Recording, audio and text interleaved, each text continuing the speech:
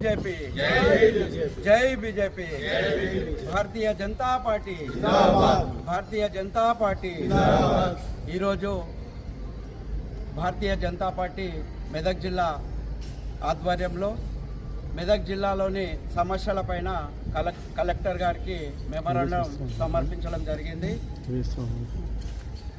ముఖ్యంగా కాంగ్రెస్ పార్టీ గద్దెనెక్కనికి 6 గ్యారెంటీలని చెప్పి మరి ఏ యొక్క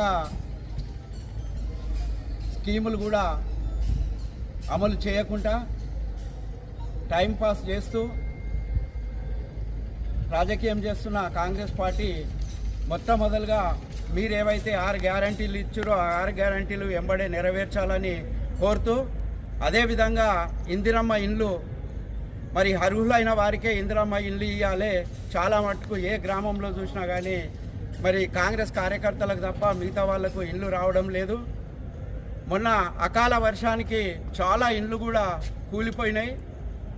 ఆ ఇండ్లన్నింటినీ ఎంబడే లిస్ట్ అవుట్ చేసి మరి వారికి ఇందిరమ్మ ఇల్లు నిర్మాణం చేసి ఇవ్వాలని కోరుతూ, మరి కాంగ్రెస్ ప్రభుత్వము గద్దెనెక్కే ముందు సీఎం రేవంత్ రెడ్డి గారు నేను సీఎం కాగానే ఒక 100 రోజుల లోపల నిజాం షుగర్ ఫ్యాక్టరీ మరి పునర్నిర్మాణం చేసి ప్రారంభిస్తా అని చెప్పడం జరిగింది.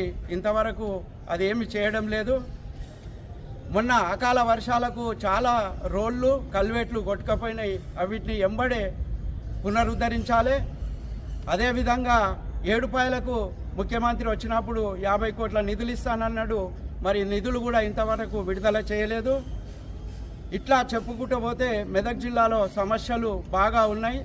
ఈరోజు గ్రామాలకు వెళ్ళాలంటే మొత్తం రోడ్లు ఎక్కడ చూసినా కానీ మరి రోడ్లన్నీ కూడా గుంతలమయంగా అయినాయి. వాటిని కూడా ఎంబడే పునరుద్ధరించాలి.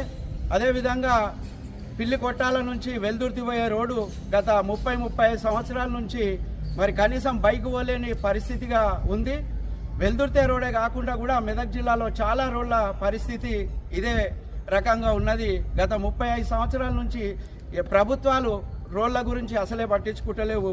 మరి భారత ప్రధానమంత్రి నరేంద్ర మోడీ గారు వచ్చిన తర్వాత మరి తెలంగాణలో నేషనల్ హైవేస్ ఏవైతున్నాయో అన్నీ కూడా పునర్నిర్మాణం చేసి చాలా బాగా రోడ్స్ అన్నీ కూడా నిర్మాణం చేయడం జరిగింది.